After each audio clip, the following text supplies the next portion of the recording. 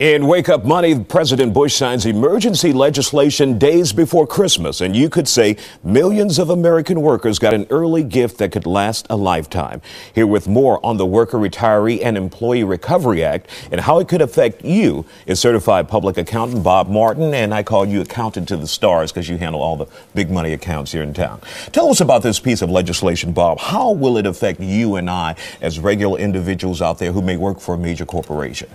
It's giving the plan administrators some breathing room. As we know, there have been tremendous falls in the market value of the assets in these plans. And they're very strict rules. And it was very possible that some of these plans would have had to have closed down.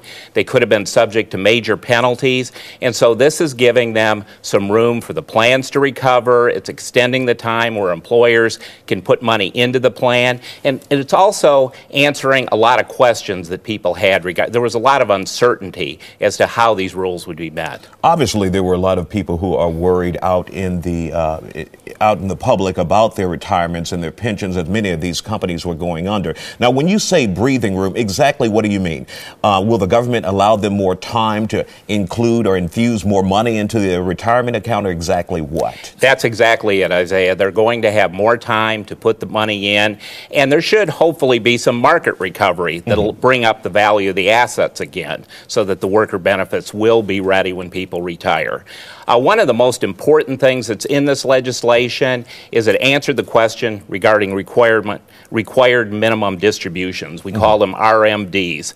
For people that are over 70 and a half, and for certain other people who are collecting money from IRAs, normally they have to take the money out. And a lot of people don't want to take the money out right now because the plans are very low. They want to keep it in there.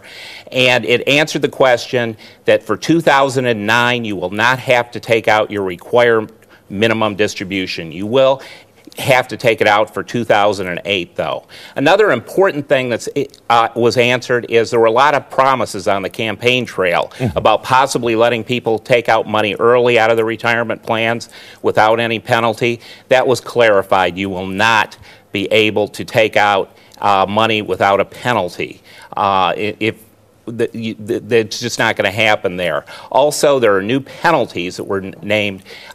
They were reduced for some pension plans, but for example, S corporations and partnerships that have other administrative duties, they are going to be subject to more penalties. Now, what about accountability? When the government gives these companies enough time to raise the money to put into the pension plans, how does the government stay on top of them and ensure that they follow up and put money into those retirement accounts? Well, there is a Pension Guarantee Benefit Corporation which will be overlooking these, and also there's a lot more focus, and I think there's going to be people are going to be looking at this a lot closer. All right, thanks a lot, Bob Martin. We appreciate you coming in this morning.